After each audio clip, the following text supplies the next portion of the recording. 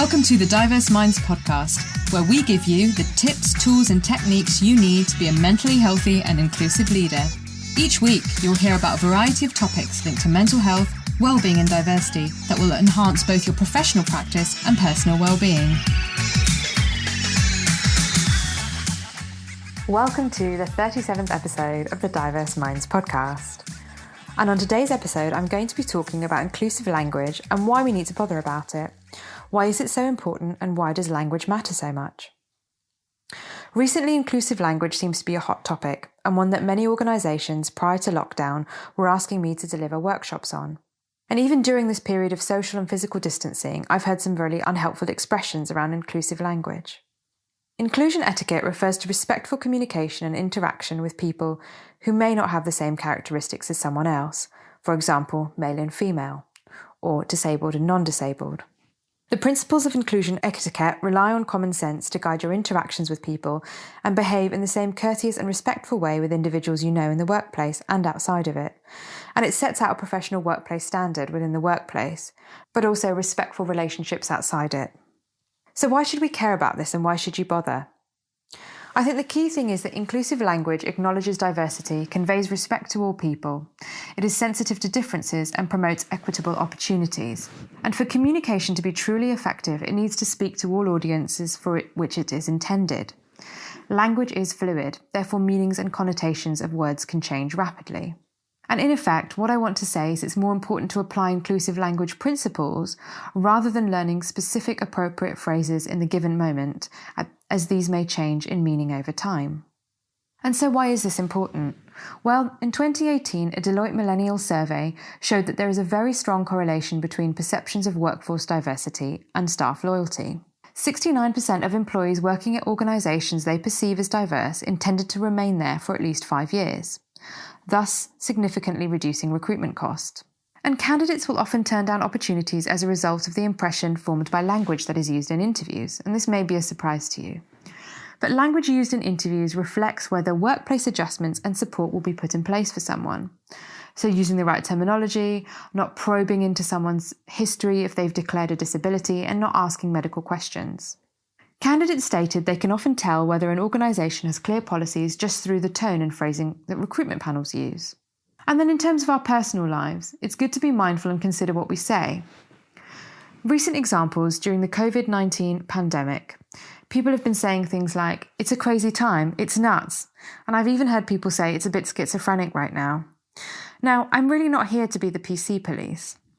However, given there are many people with mental ill health conditions, and being on lockdown has caused people to experience mental ill health and those struggling with their day-to-day mental health, these phrases are not particularly helpful. And by using terms in this flippant way, we are unlikely to see people asking for help or talking to us about their challenges. There has also been a lot of xenophobic language used by leaders and in the media, for example, the Chinese virus.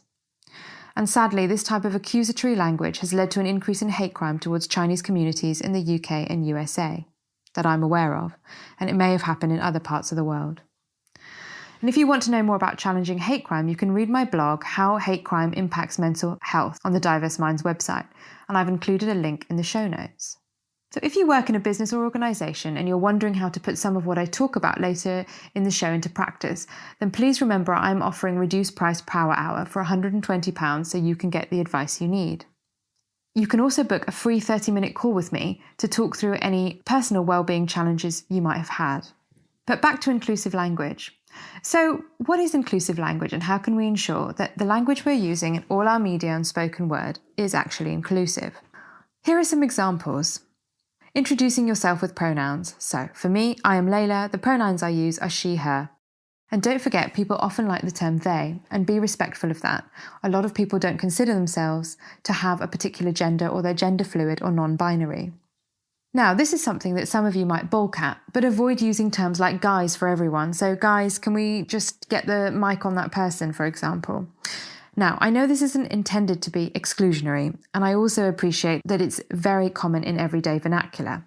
However, let's try and be cognizant and shift away from going to that as our default. So try using gender-neutral terms like staff members, volunteers, visitors, members, digital helpers, digital support team. Because I think, again, that can really help. So we're not normalising something that we're used to, we're trying to cause a shift, which again can make people feel included.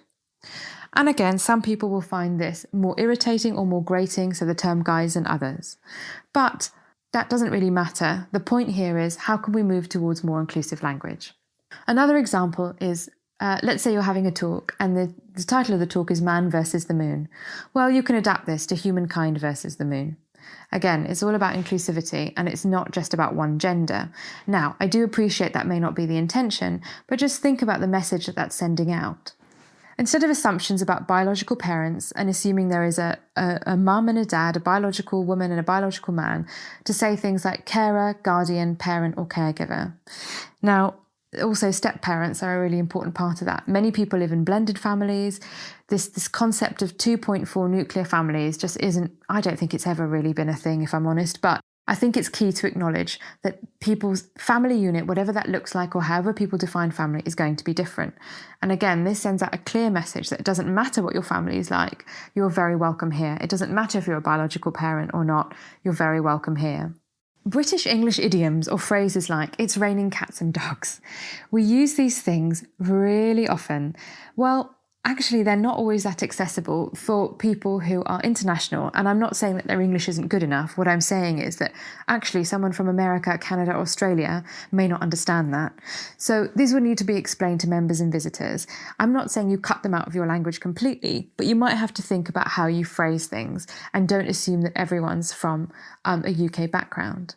Things like, again, very English to me, awfully good. Well, does that mean it's good or bad or terribly useful? Does that mean it's useful or does that mean it's terribly? And this is also contradictory and confusing for international audiences and people with specific learning differences such as Asperger's and autism.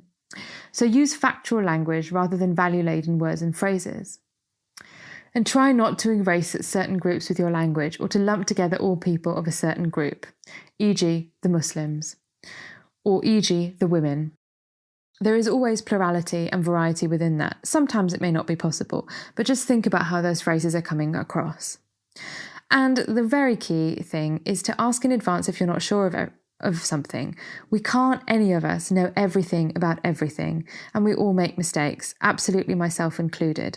But it's to check, who can we ask? Who could we clear things with before we go ahead with a piece of communication? Or if we think we've said something untoward, how can we check in with someone? And it is also really important, if you do say something that you feel is wrong or inappropriate unintentionally, is to apologise and move on and remember not to do it again. Like I said, we all make mistakes. It's not about being word perfect.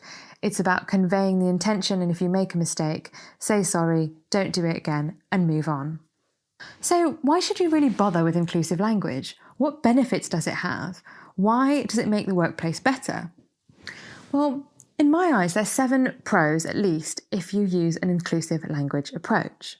And firstly, I think it enables deeper thinking about accessible spaces because staff and teams aren't afraid to talk about disability. And this is not just in the workplace. This could be to do with community events you organise, having visitors into your home, anything at all. I think reducing fear means that there is an increased likelihood that disability is not only spoken about, but thought about and integrated into new and existing projects. And also things like checking someone needs an accessible parking space, not a disabled parking space, but an accessible parking space. Using language like, are they a blue badge holder? What adjustments would you like us to make for your arrival?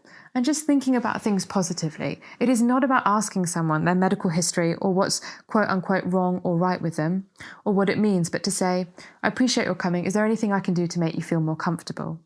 And I think the more we talk about this and understand, the more is it integrated into new and existing projects, and it makes everyone's experience much better. The second thing is seeing everyone as they want to be seen. This is especially important in relation to gender identity. But by creating an open environment where staff use pronouns in all communication, everyone is likely to do this and there's less stigma and people feel less uncomfortable. The third thing is moving with the times. And as I mentioned previously in the episode, language changes and evolves faster than we may realise. And it also depends on which generation you're part of. I'm sure there are lots of things that I'm not aware of because I'm not 16 to 25. And in some senses, I guess I would be out of touch because my awareness is around workplace language. But being aware and open to shifting language, and that really is the key, means that the whole organisation can evolve in an agile fashion. And those of you that might have teenage dependents will probably be far more up on language than I am. So if there's anything that you think I should be using or you want to share with me, it would be great to hear from you. And using inclusive language challenges both conscious and unconscious biases. Language is really powerful, so adjusting words and phrases does shift mindsets too. Inclusive language also supports disclosure and declaration by creating a safe space. Using this language makes people feel valued, so they're more likely to declare particular protected characteristics, aspects of themselves if they need support.